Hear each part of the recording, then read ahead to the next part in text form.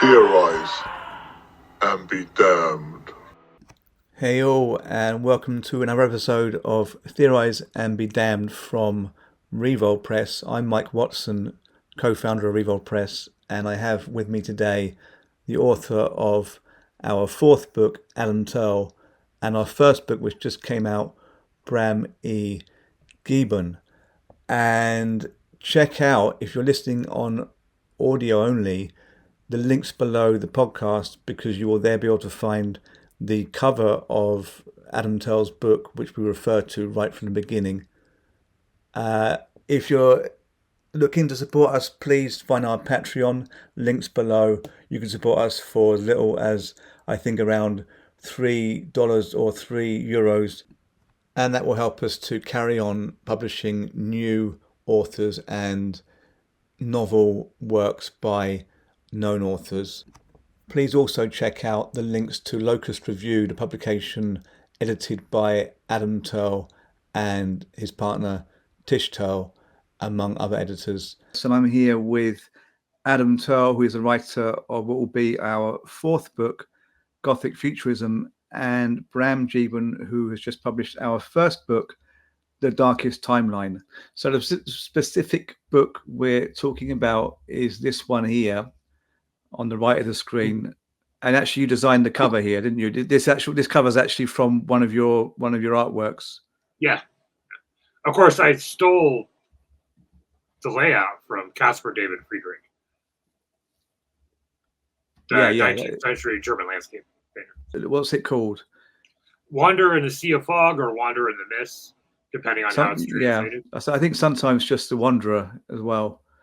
But anyhow, just let us know, what is this? It's some kind of painting, I guess.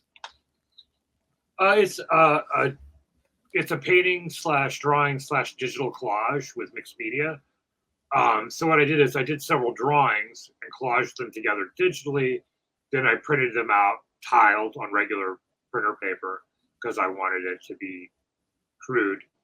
And then collaged that onto a canvas and then went over it with patinas of various materials, and then cotton and ash, which I put on almost all the two-dimensional or painting type works I do, as a sort of Duchampian / Boysian reference to General Sherman's March to the Sea, and the fire and total war it took to destroy the Confederacy and slavery in the United States at the end of the Civil War.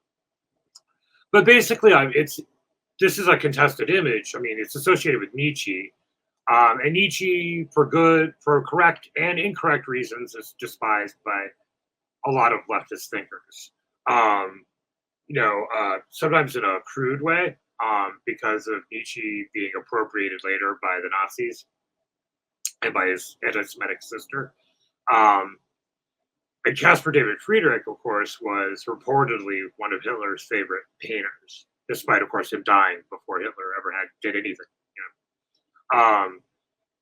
So I wanted, and this image is taken as sort of this individual will to power type image. And I wanted to use it for something else because it can also be read as the relationship between a human being and the natural world in other ways.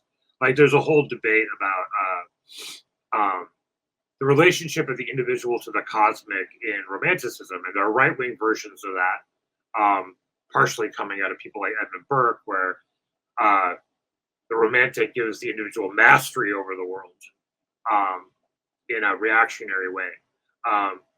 But there's also ideas about trying to bring the world into some sort of equilibrium, with the human beings and so on, which is why a lot of the landscape painters and romantic poets were, at the very least, writing poems about, the problem with industry. Blake, Dark Satanic Mills, or Novalis in Germany, sort of talking about how nighttime was good because at night industry had to stop. They couldn't keep the factories open at night yet because electricity wasn't fully developed. So mystery could return to the world. So I was trying to get some of that, and I have a UFO that kills fascists at the top because I think it's funny. Okay, yeah.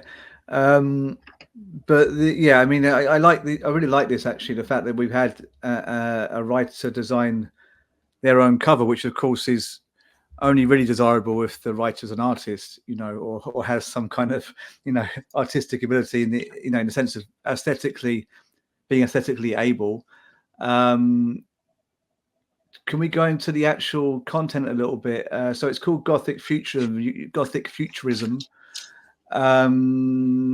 art and the working class. So can you just unpack this term, Gothic Futurism? Well, this is something that's come from a number of different places. I know, like, there's Afro-Surrealists have used the term.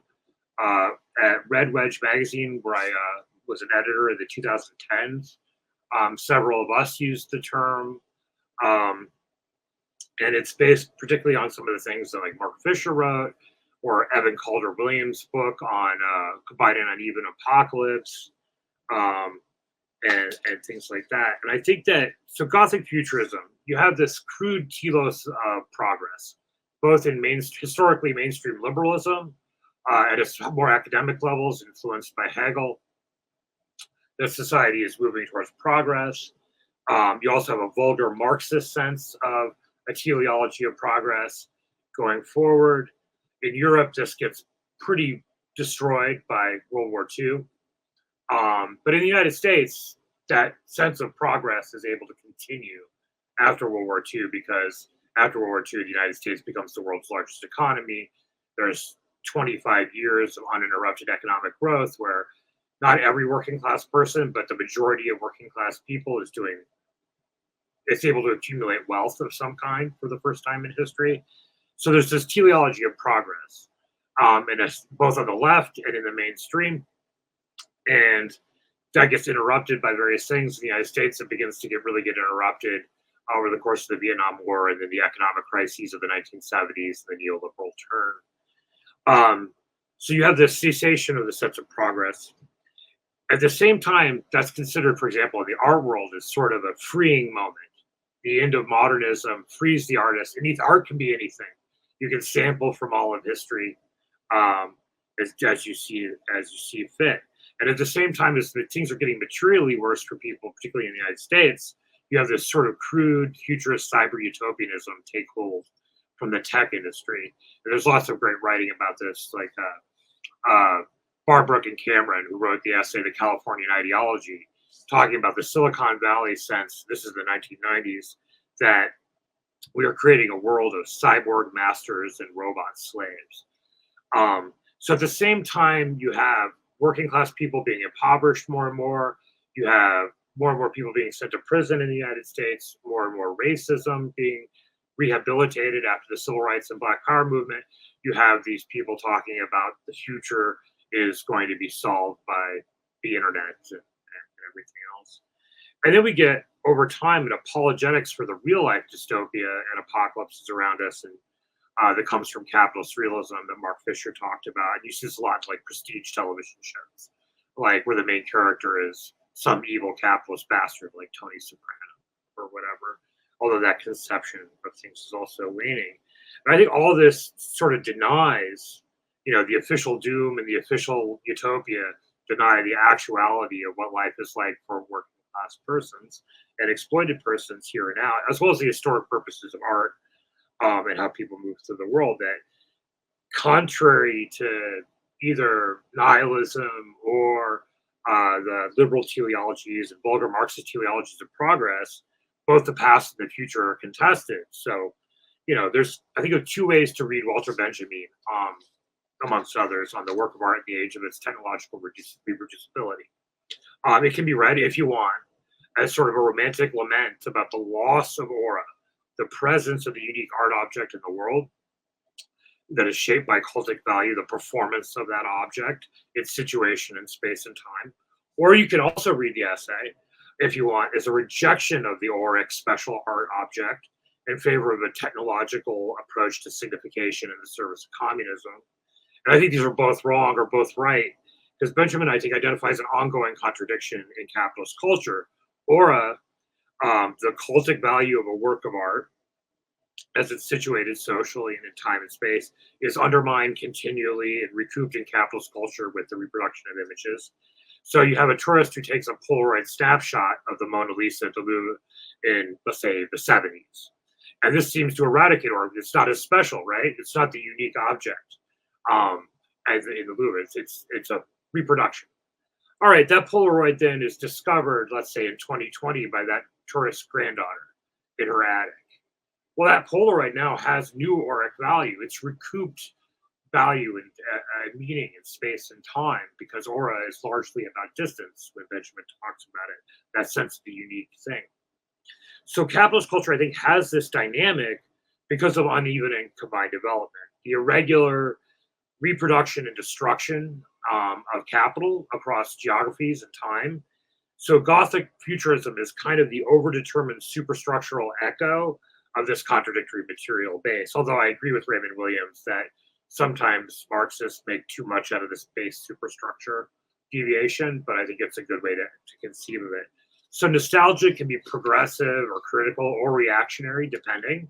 In the past, we have these lost storefronts of Black Panther Party headquarters, union halls of radical labor unions, freedom riders, thousands of acts of resistance and poetry, but also Jim Crow, which was U.S. apartheid, the three great crimes of capitalism's origin in primitive accumulation, slavery, the enclosures, and colonization. And in the future, we have the possibility of emancipation, potentially, but also climate disaster, Elon Musk's notion of settling Mars with indentured servants.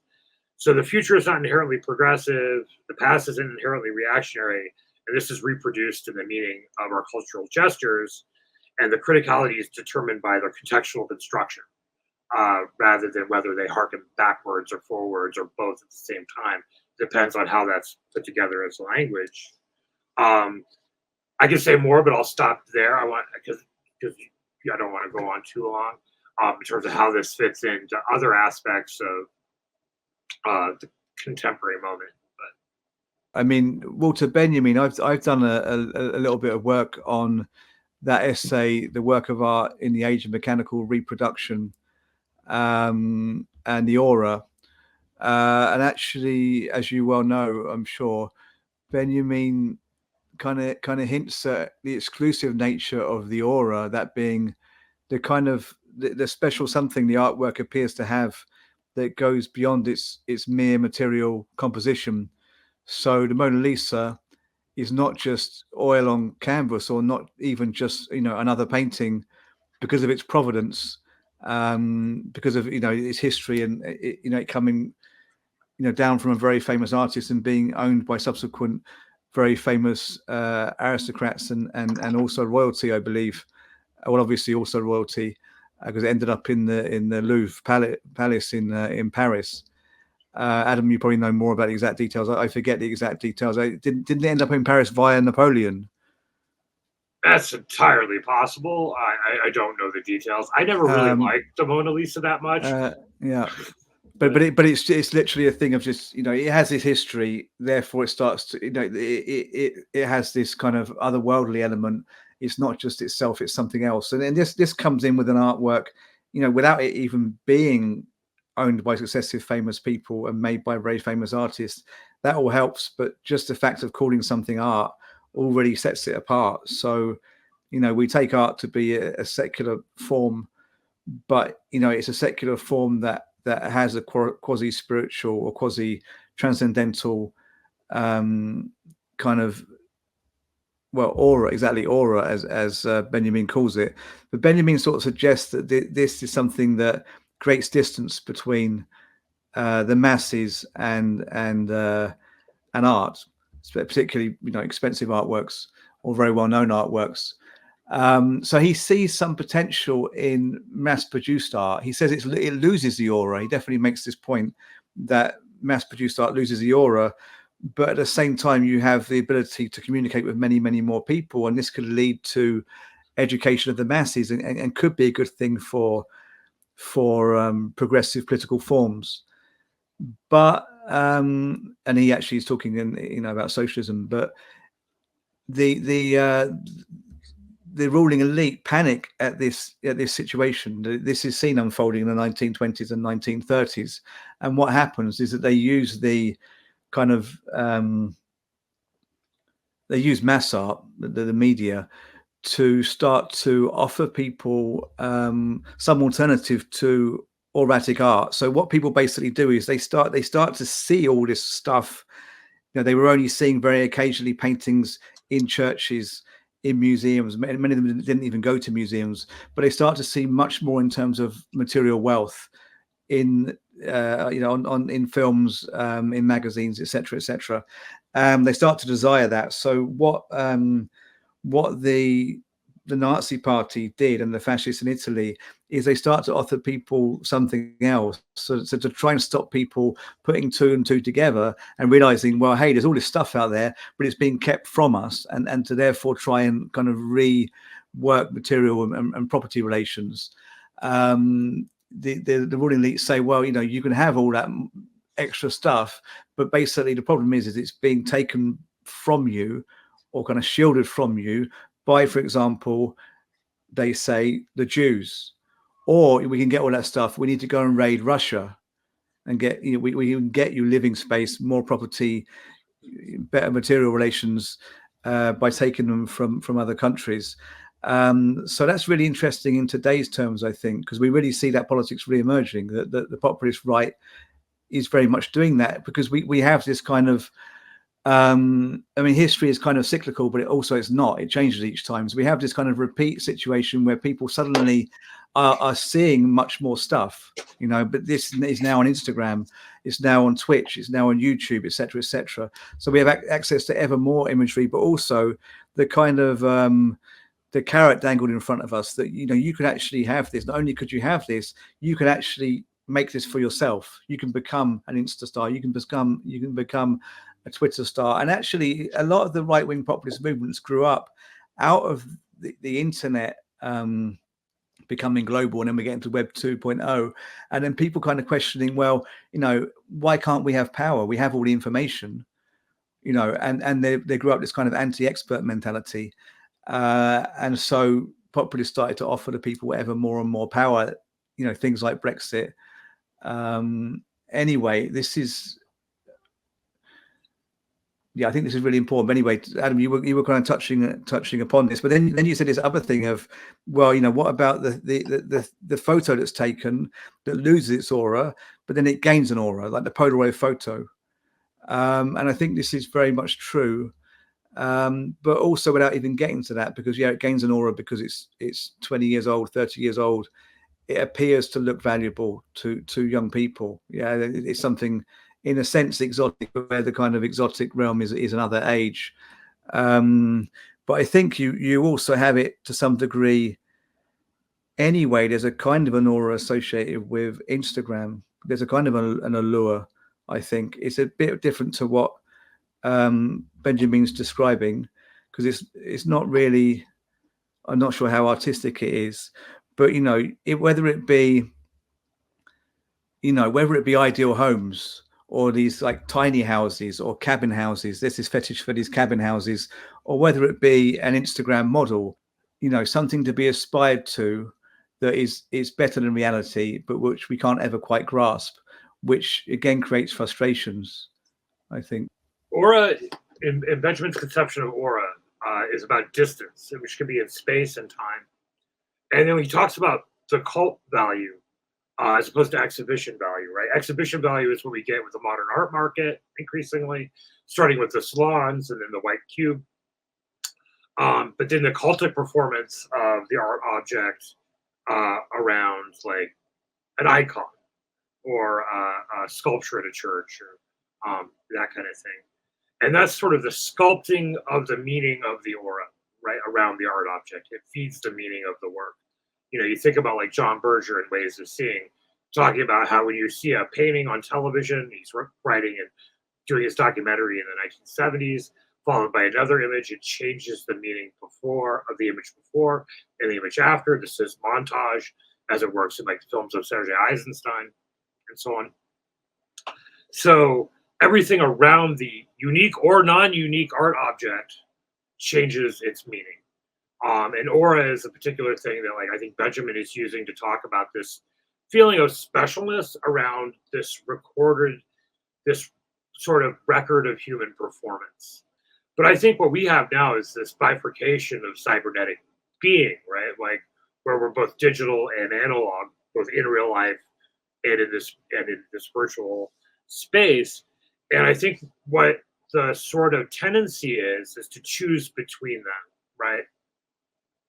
So in the art world and in the so-called serious arts, there are still, although they've lost their raison d'etre, having lost art for art's sake and that kind of thing, there's this sort of rarefied in real life experience, right?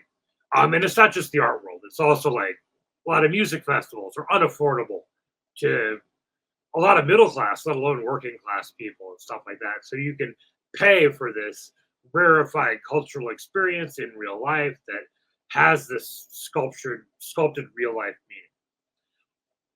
Or there's the digital space, but the digital space is overdetermined by capital, and sort of creates an illusion that everybody can have access to shaping the culture, but it's skewed in many ways. And in some ways, it mirrors the logic of fascism that Benjamin talks about in the work of art in the age of its mechanical reproducibility, of expression without rights, right? You can express it, but you don't actually have the right to anything there, which I think is one of the reasons why the right does really well on social media, because it mirrors the cultural logic that Benjamin talks about. And then you have the contradiction of participation in both of these areas, right? There's a contradiction of participation in the rarefied, in real life space, the art gallery, the concert hall, that kind of thing, which involves negotiations with wealth and power to be in that space. Prohibitions, often unspoken in terms of content or the nature of a gesture. But then there's also the contradiction of participation in what Jodi Dean called communicative capitalism, particularly in her essay, Why the Internet is Not a Public Sphere, where she talks about how even, basically she argues that anti-capitalist gestures in the matrix of the capitalist media that is based on accumulating information and then commodifying that information makes the anti-capitalist gestures capitalist gestures, right? So it doesn't really matter if I post my 1000th post saying, what the fuck about the goddamn genocide in Gaza. It feeds the machine that does the genocide. Now, obviously, I do think it does matter. It's not that simple, but there's an aspect to which Jodi Dean's argument is correct. So that raises questions about how do we deal with this in a kind of Brechtian way. And I don't have all the answers to that or anything, but how do we deal with being cybernetic and in real life and try to navigate this problem where both things are mediated by capital in a way that's antithetical to, I believe, both self-expression as an artist as well as collective emancipation. How do we deal with that? I think one thing I think about is not all in real life experiences have to be rarefied. That's why I talk about outsider art at a particular point in the manuscript for the book, because despite all the otherness and almost orientalization of outsider art that happens in the mainstream art world, the artists that are described that way, their work is flattened by that categorization. That categorization is terrible. But historically, outsider, quote unquote, folk art has dealt with audiences primarily outside of the art world. Was it Jesse Howard? I think Jesse Clyde Owens, I think, was an artist in rural Missouri who made little sculptures in his yard, but also these manifestos on wood that he would place all around his house. And he was a kind of a weirdo. He was like an anti-communist McCarthyite nut, but he also didn't like racism. So his manifestos were like all over the place. And his entire artwork was a conversation with his neighbors. That's in real life, but it's not rarefied. It's just whoever happened to live in that goddamn town in Missouri, right? I think sometimes we get so focused on like the audience at the top, whether it's social media, having 1 million people watch your video, or the audience at the top of the art world being in a New York gallery and having a show or whatever, and being in the Whitney Biennial or whatever the hell, that there's this lost sense of trying to establish a a constituency, a patronage, an audience, a community for this work, a cultic performance of the work, both in real life and online, that isn't about trying to make it on capitalist terms. And I can't remember which theologian said this. I've heard it attributed to several people. He said something along the lines of preachers are like manure, spread out, they're good for the community, but you put them all together, they smell like shit. And I think that that's sort of the economy of the art world, is crunch all the artists into New York. Well, half the artists in New York, a third of them in LA, and a third in a few other cities in the United States, for example, where you have a bunch of artists talking to themselves for the most, and a handful of rich people. But the fact is, working class people do like original artwork. Almost all the working class people I know have paintings in their houses, homemade, photographs done by friends and people they know. This is a human necessity. It's not a luxury. It's a luxury the way it's structured under capitalism, but it's no more a luxury than eating. It's the thing human beings did even when we were, as a species, homeless. We carved flutes out of bone and painted caves and made clothes that have rotted tens of thousands of years ago. We don't even know what they look like. So this is a human necessity, just like eating and breathing and, companionship, friendship, warmth. How it's structured and who it's structured for is contingent and variable. And I think part of the Gothic Futurism is thinking through what is it that's useful for us as artists or as people who want the emancipation of the human race in both the analog and digital space, and how do we deal with that? I think connecting the work to working class communities and social movements is one way. The digital space is more difficult. I'm not a purist. I'm not a moralist. I'm not a Luddite, although I think the Luddites get a bad rap. They had legitimate grievances. They were getting replaced by machines that would impoverish the working class. Yeah, I mean, loads of this is fascinating, Adam. I think, and it really resonates with me as somebody who makes music. And I think, graffiti was what I was thinking about as a really brilliant example of this. And, if you look at an artist like Banksy, when I moved to Bristol in the late 90s, Banksy's stuff had by no means, hit the national mainstream consciousness. He was still producing artworks mainly in situ, in working class communities. And as I lived in Bristol over the next few years, he started to have gallery shows, so there is that mechanism. But it's interesting to think about it like that. Like Ram LZ, of course, was another person who kind of wrote about Gothic Futurism. And for him, that was very connected to ideas of language and letters and kind of hacking those as structures to reconnect them. Given that you use a lot of collage in your work, I'm interested in asking you this.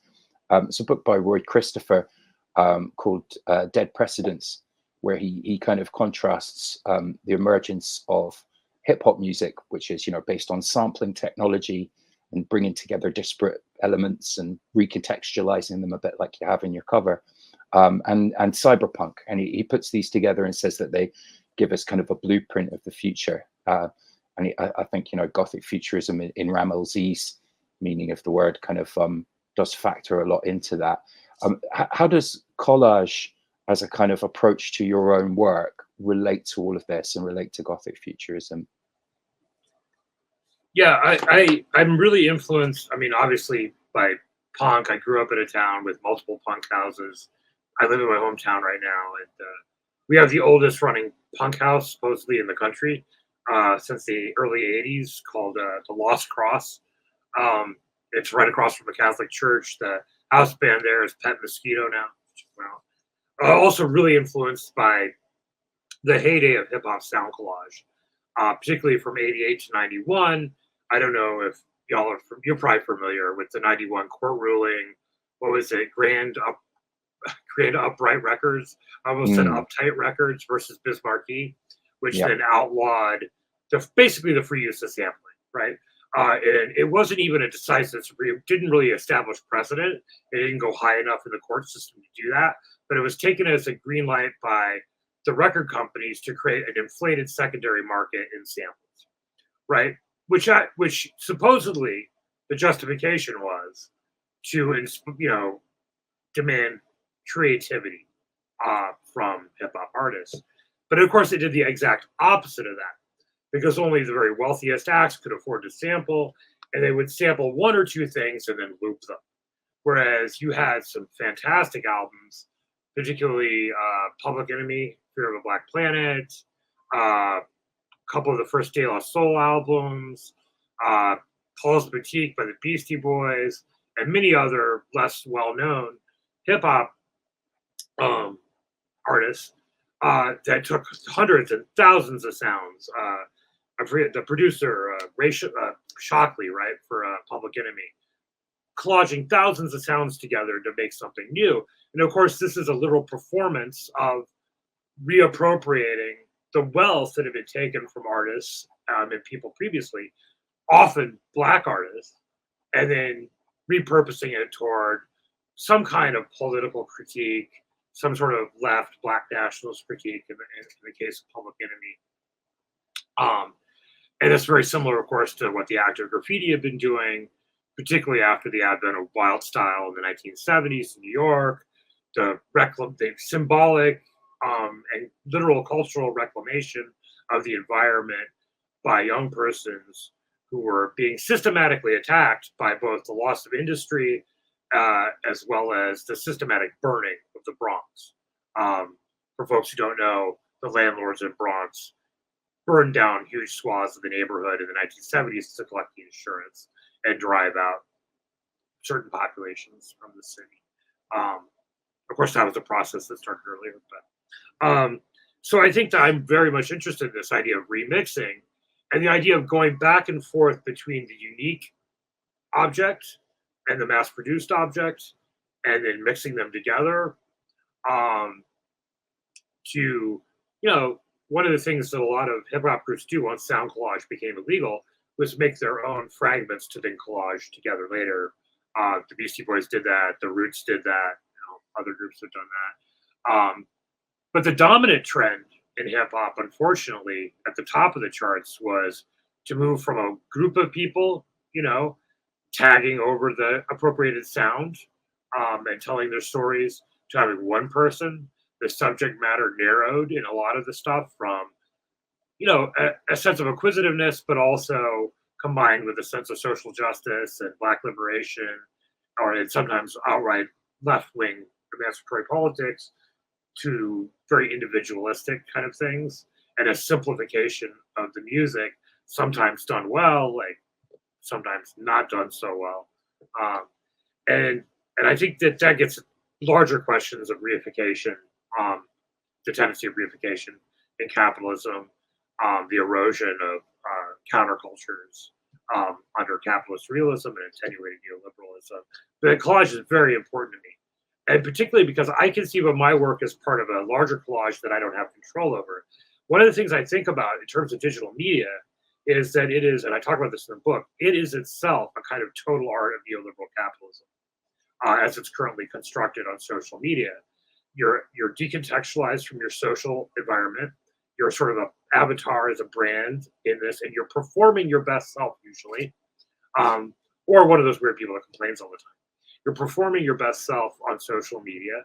And this reminds me of what Boris Groys, the art theorist who is part of the Moscow Conceptualists, talked about in terms of the Soviet Union and his book, The Total Art of Stalinism, where he talks about how the Soviet Union could be conceived of as a total installation in which its citizens had to perform the idea of socialism, perform the idea of living in a worker state. And I kind of think of like how we perform ourselves on social media as sort of a training ground. It's sort of a performing of our neoliberal self. That's in contradiction to a lot of what people want to do with it, But what are you going to do at the other level? It's ubiquitous and it's everywhere. And you have to live in this world, not the next one. So I think figuring out what we can do to tie things together in real life while we still remain connected without any illusion in what that connection is. I think that the big problem with the cybernetic was there was an illusion about what the connection could do on its own, a sense of teleological progress, like the technology would be progress in and of itself when it hasn't been. It's still the angel of history being blown backwards by catastrophe, even if it has an iPhone. One of the things I talk about in the book is the story, this imagination I have of like what does uneven and combined development in Gothic Futurism look like? And it's, you know, working class single mother looking at her iPhone, looking at, like, I don't know, a picture of food porn or something, you know, really delicious looking cheeseburger, walking by the ruins of the River Rouge factory in Detroit, which at one time was the largest, most advanced factory in the world. And now is, well, it's been torn down recently, I think, but was a ruin for many decades in Detroit. So you have this weird moment where the past and future are this horrible contradiction. And that happens most of the places, like, for example, in the United States. There's exceptions, like global cities like New York, Seattle, LA, San Francisco. But even in most of the cities in the United States, you have that kind of reality for working class people. The big difference, I think, from like most working class people in those giant global cities on the coast is that it's almost impossible to pay your goddamn rent. You know, I mean, it's impossible to pay your rent here, and I live in the cheapest part of the country, literally the cheapest metropolitan area in the country to rent. Okay, so we covered quite a lot of things. I mean, there's so much more we could cover, but we have a limited time. I'm just thinking what might be useful here. We could talk a little about Locust Review, maybe, or yeah. Do you want to ask something about that, Bram? Yeah, I was really interested by the mixture of you know, different things that you publish on Locust Review. It's a little bit of fiction. There's some very long essays. There's some shorter stuff. Is there like an ethos there that you could kind of communicate for us? And, you know, I guess a couple of paragraphs. Like I particularly like the essay on hope punk. That was really fascinating. But yeah, what could people expect to find at Locust Review? Yeah, I mean, we started Locust Review in 2019. A group of us who have been part of Red Wedge, which was sort of a ecumenical Marxist cultural website that covered art, literature, and dance, and theater, and music, and had contributors and editors from England, Canada, the US. So a group of us decided to get a little bit.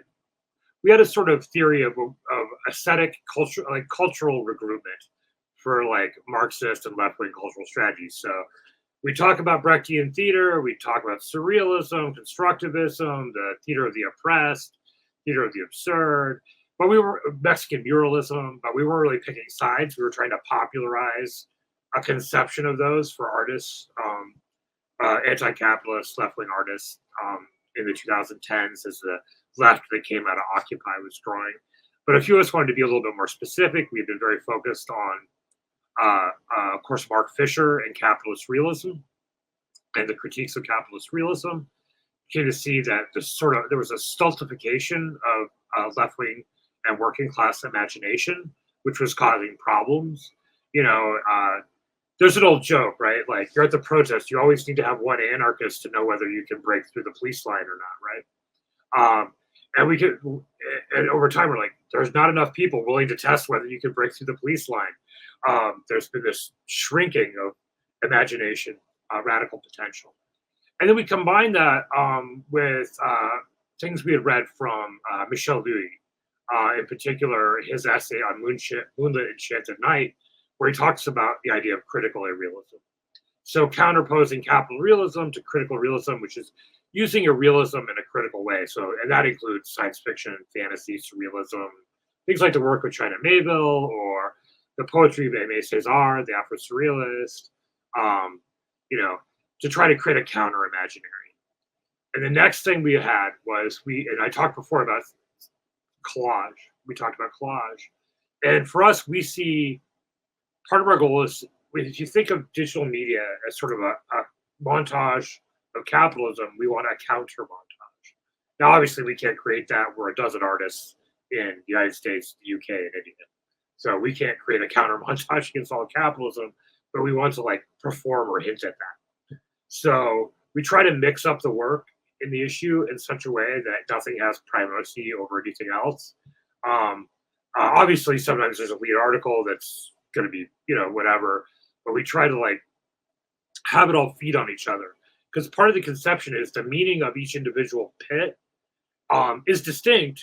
Like artwork by my friend Anupam Roy, who's part of the editorial team as an artist in India, a member of the CPIML Liberation, that does fantastic work, has value unto itself, but then it's in relationship to artwork by my friend Omnia Soul, who's a digital artist. Anupam mostly works in ink, but also does some digital work.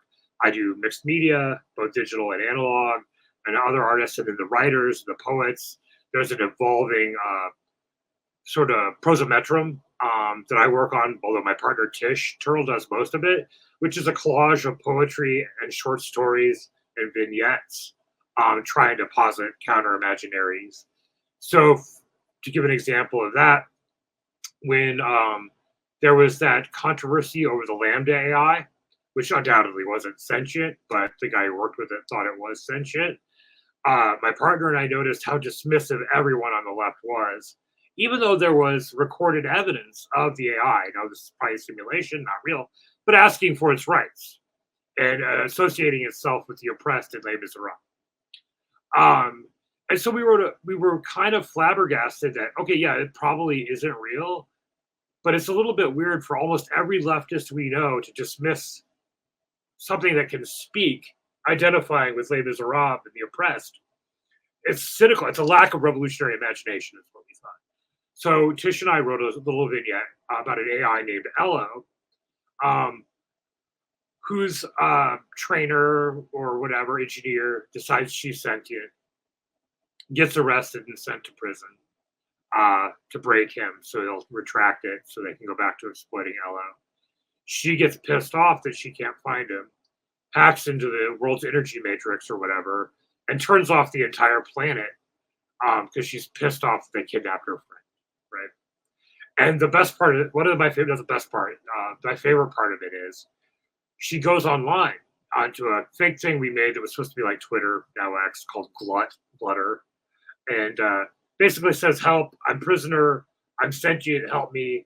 And she just gets a cacophony of sexist abuse.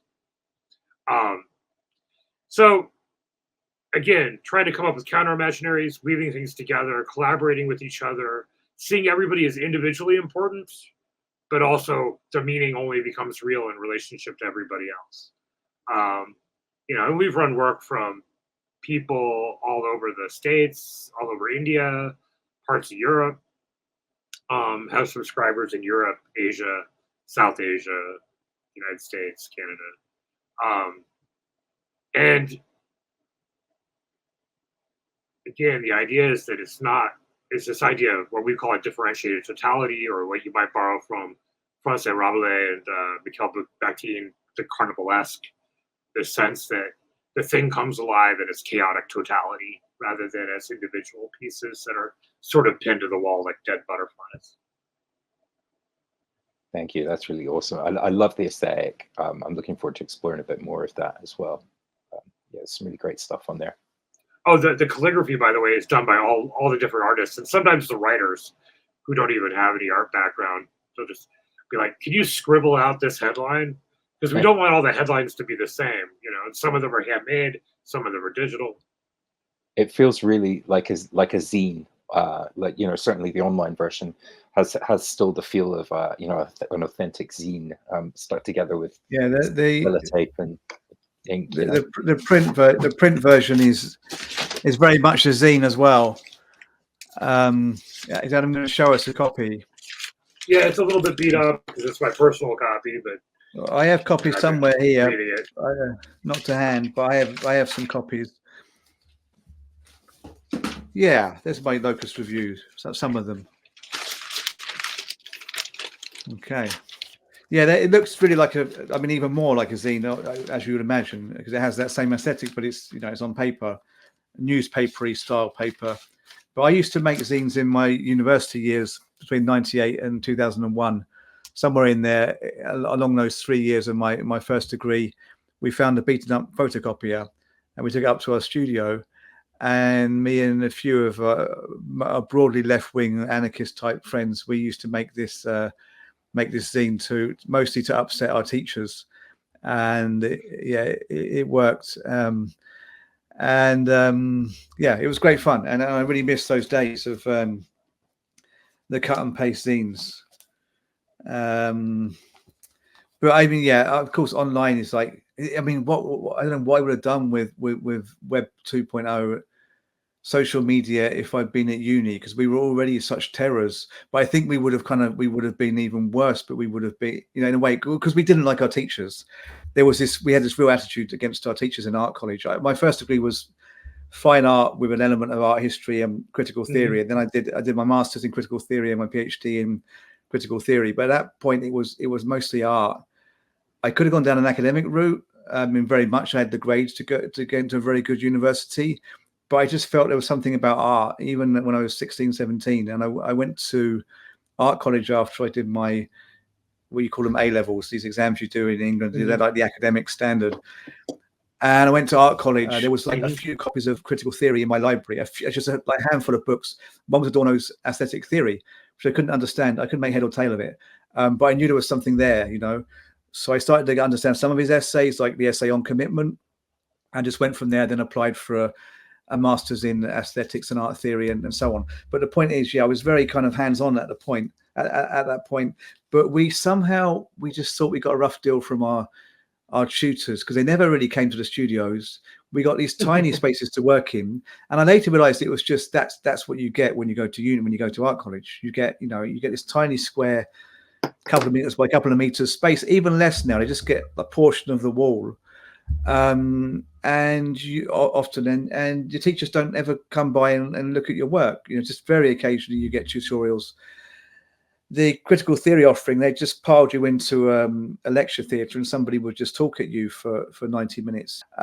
Anyhow, what am I getting to? Yeah, well, we didn't like the teachers, so we tried to make trouble for them all the time. We actually nailed a piece of board over the office door one night, and then we came in the morning, and they had these hammers. They were like putting everything into ripping out this piece of board that completely covered the door. I mean, it was cut to size, and they said nothing. Like we saw them do it. We saw them like taking this thing off frantically. They were going these little shits. They were like pulling this thing off the door, and we expected to really get in trouble. But they had this policy, I think, of just we better not say anything, because if they get a reaction, they're going to get even worse. And we used to make these zines, which used to kind of poke fun at the art department as well as other things. So if we'd had the internet, then apart from we had just had it in the library, but it was very limited in what it could do back then. But I'm not sure what we would have been like. I think we would have been really horrible, because we already had this good deal of sarcasm and cynicism that was just undirected. It was just directed at anyone who we perceived to have more power or money than us. Anyway, in a sense, I really do wish we could go back to the fanzines, because it was a slightly less cynical age. I just mean, it's not like the internet in giving us more tools we could never have dreamed of when we were making fanzines on photocopiers.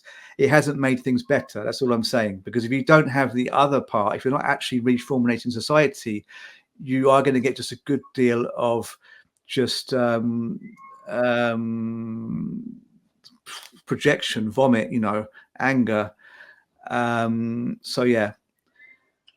But I think that one of this goes back to the nature of mediation or curation of the cultural gestures on the internet versus in real life. And one of the interesting things about zines was a DIY thing, right, in their heyday, and I did them when I was in high school, previous century, was it tended to be curated and mediated in somewhat heterotopic spaces, right, like the record shop or the coffee shop or that kind of thing, the cafe or whatever bar. And they became objects of contemplation in some way, right? If people paid attention to them.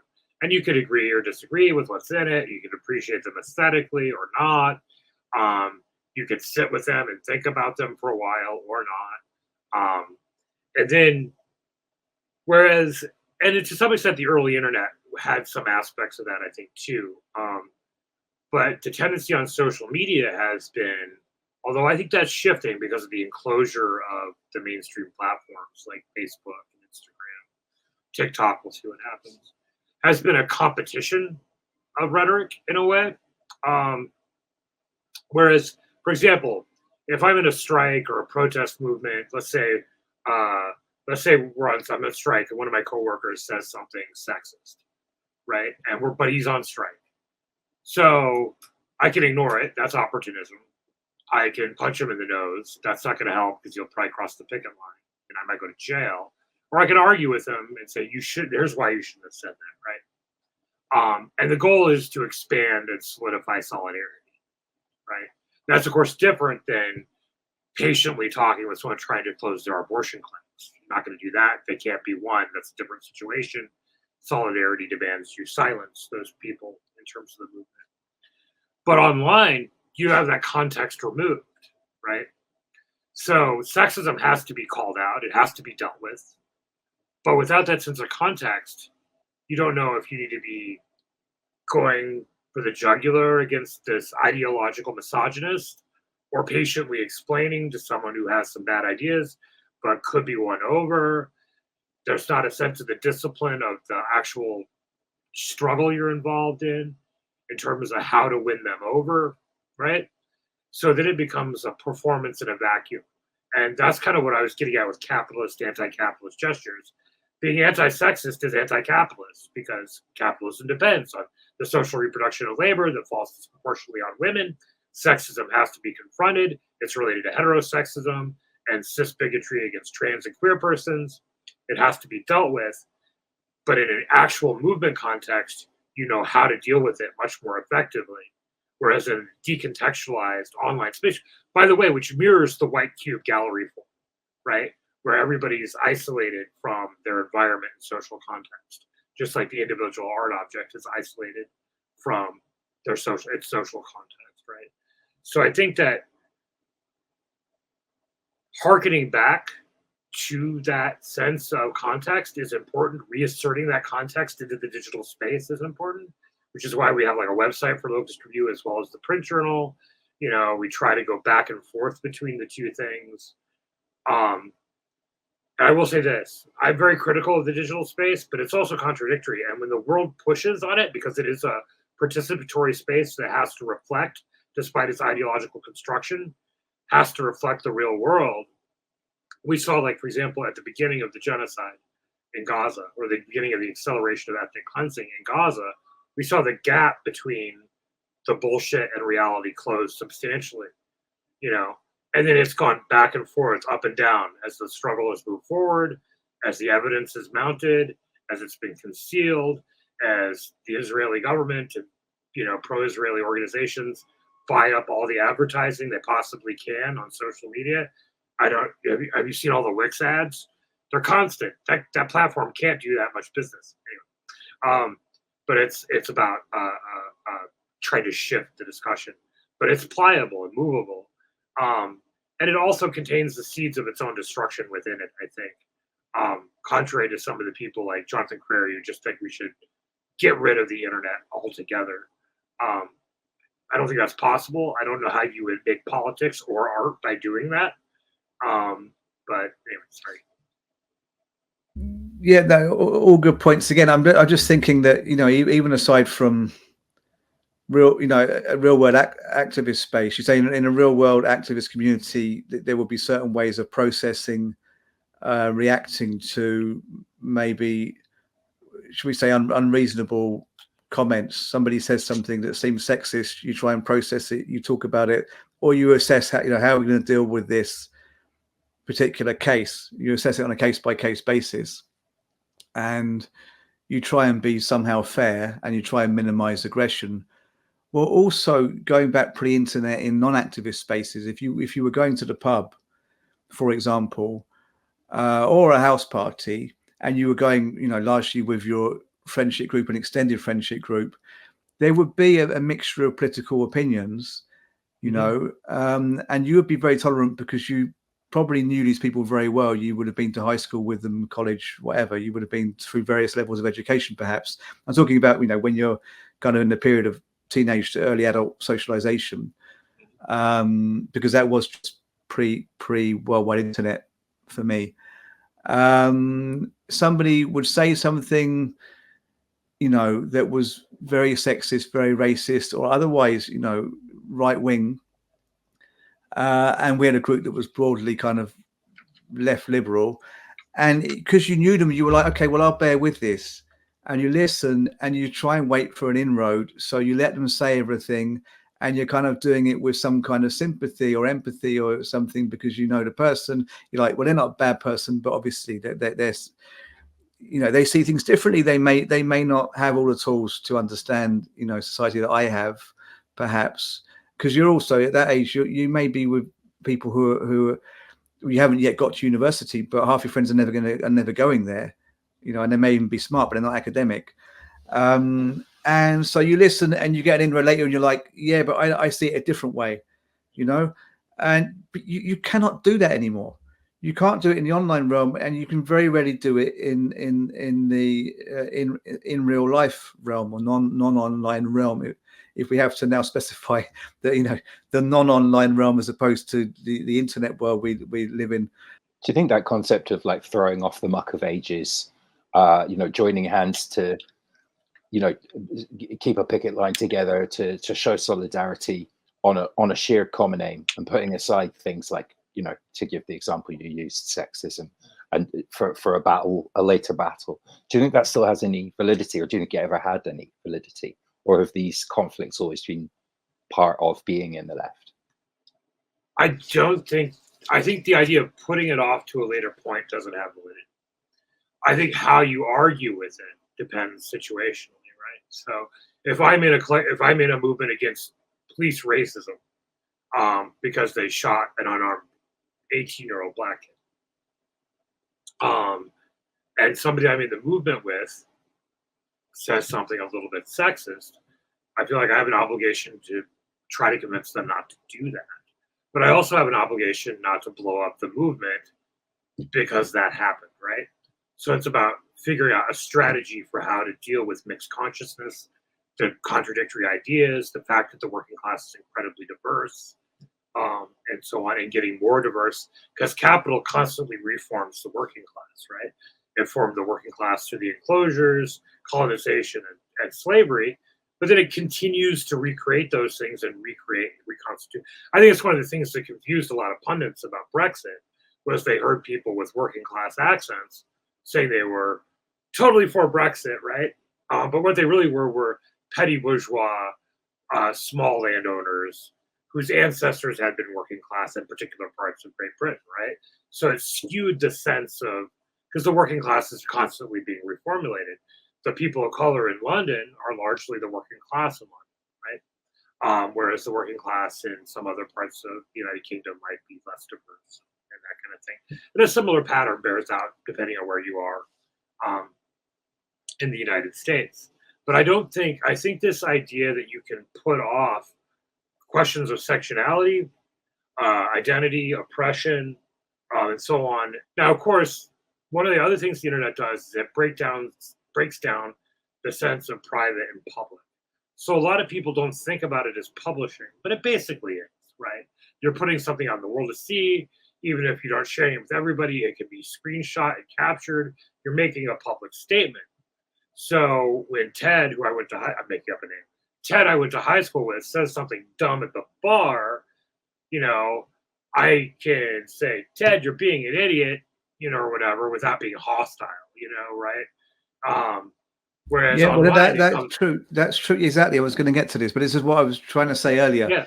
Yeah. Then, you could say, you know, you're being an idiot, and you say that between friends. And in England, right, you don't have to know someone very long, or certainly not back then within the pub culture, to sort of say, yeah, you idiot, F off. Mm-hmm. You know, that was kind of acceptable, certainly in working class circles. But also, you know, you could say something quite kind of soft, like you could say, okay, so they're being racist, and they're talking about immigration. So you say, okay, I understand why you might say that, but have you considered that the real problem is the wider kind of global economic system? And so these people are finding themselves without money because they're being exploited largely by the West. You know, and your issue is there, and your issue is with the ruling class of the West. So you could say that, and they might be inclined to listen and say, oh yeah, well, I kind of haven't thought of that, or yeah, I have thought of that, but if you say that very reasonable, polite line on Twitter, now, X, the platform X, however you call it now, then that could seem like a very aggressive line, you know, and people don't have the patience to take that, you know, because they're seeing so much information so quickly. They see that what I just said written, it's a reasonable little tweet, but it feels to them like an aggression. So, or it you know, feels we're basically screwed either way. We can't be aggressive. Okay, we used to be able to be aggressive with each other. Now we can't, you know, in a friendly way. We can't do that anymore. But we can't even be polite. Well, again, I think this is why the center of gravity, both for artistic practice, but also political practice, needs to be in real life, like building constituencies amongst exploited and oppressed people in our communities. It's one of the reasons my partner and I returned to my hometown in our home state, was to try to, because we have an organic connection to the working class here, being from it. Whereas we were in Las Vegas, where I was teaching at the university, and art is very much part of the gentrification process in the city, gentrifying those parts of the downtown that aren't part of the tourism industry, and so on. So I think we have to be rooted in real life, organizing social, cultural, political contexts, to help us move forward. And then that will help reshape the online stuff, because if you know so-and-so from your workplace or the town hall, you kind of know how it fits into the situation. But I will say one of the reasons why it's so difficult is when you're talking to somebody one-on-one, you're trying to convince them, right? When you're talking to someone online, you have an audience. And then you have a problem because their backward racist shit is an argument that furthers backward racist shit, not just at a molecular level, but at a larger level. And so if you're too soft and argue with it, it looks like you accept it and can be read that way, right? And that's because it's a public space. We have the problem, like, and I remember people talking about this, and if you could just drop Soviets, workers' councils, like on capitalism, it wouldn't work because you need the revolutionary process to make working class fit to rule, right?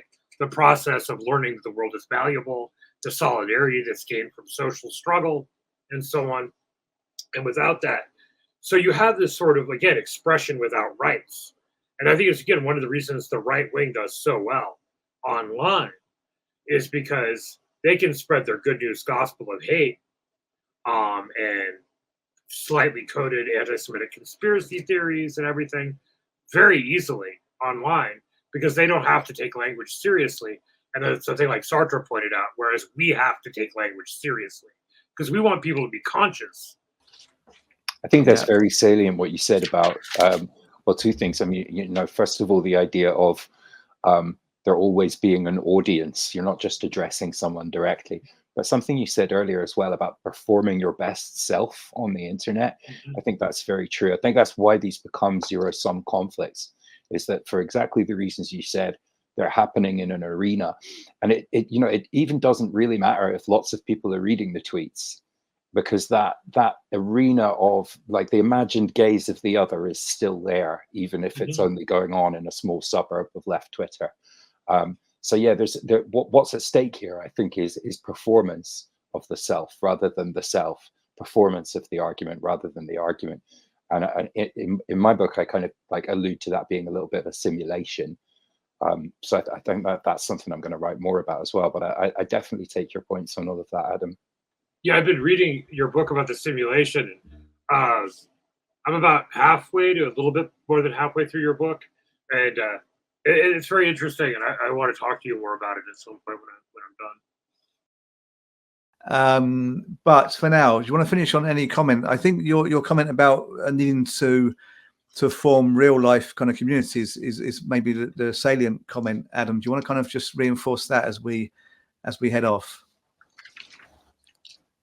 Yeah, I mean, I think that one of the things that, and I think this is encouraged by neoliberal capitalism even before the internet, is to perceive everything as sort of either a branding or as a consumer product, right?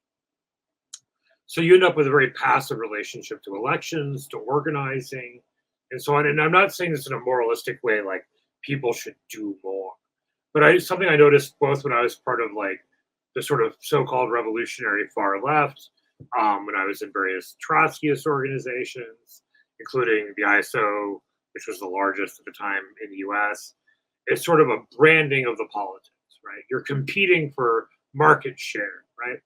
Or you're promoting yourself or your own work, or you're promoting your book, or not that I'm against anybody promoting their books or promoting their political ideas or whatever. But what really matters is the molecular organizing, the actual doing of things, rather than creating an immaculate politics that people can vote for every few years, or an immaculate politics that will eventually come into play when there's a revolutionary crisis, or in a not so immaculate politics that gets you tenure, or whatever. What matters is these in real life communities and organizing, and everything else. And it's not that the cybernetic doesn't matter. You can't separate the two because it's the cat's already out of the bag or whatever. And in fact, in many ways, this capitalism coming to a head. The cybernetic is at one level the sort of fusion of living and dead labor, variable capital and fixed capital, machines and humans at a more intimate level, or in a more Gothic sense, the fusion of the working class with its ancestors, because all capital is dead labor, the accumulated wealth taken from previous generations of labor. And in a lot of ways, that makes it, if we can get to it before the climate endgame, possibly, should it make a post-capitalist democratic society more plausible and possible. We're so much more productive than we used to be. There's so much more wealth. It should be possible to create that. But again, we have that crisis of imagination. And part of that crisis of imagination is rooted in not having the material on the ground that can change things in a sustained way. It's one of the things like Frederick Jameson noted, and I'll stop at this, about the League of Revolutionary Black Workers, who famously organized several wildcat strikes in the Detroit auto industry in the late 60s, produced that film, Finally Got the News, about organizing rank and file Black auto workers in coalition, sometimes with white and other auto workers, against both the factory bosses, but also the union leadership that was passive and frequently racist. But at a certain point, they became so popular as a model, it undermined, Jameson argues, whether 20 this is fair or not is another question, but argued the baseline organizing. When the organization I used to be a part of, the ISO, collapsed, I remember an argument that several of us made is we should be reaching out to other revolutionaries and leftists to try to build something sustainable and long term. They refused to do that. And our observation was they preferred to be generals of nothing than sergeants in a real army, right? We'll have, I think, trying to play at the macro level, the macro level means we haven't done enough at the micro level, which ultimately makes the macro level irrelevant, if that makes sense. And again, it's not that the big questions don't matter or anything. They do, the quote unquote big questions, but they matter like next door, at the bar in town, at my workplace, that kind of thing. And that's true of art too. Are we making art with the hope that someday some rich assholes drinking mid-shelf wine will love it? Or are we making art so that the people that are actually around us in real life now, and the people we know in other places, get something out of it? Who are we making it for? I think that's a good, pertinent question and a good ending to a really good conversation. And great. See the audience next time. See you both soon. Okay. Thanks, Bye-bye. Adam. Thanks, Mike. Thank you, everybody. Bye. Thank you.